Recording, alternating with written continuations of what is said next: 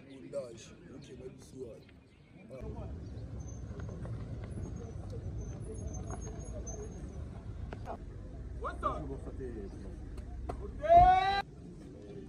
Bino, la lobelaka bino que na remettre fin na kuluna awa. Nalobaki ngai na kosilisa kuluna awa.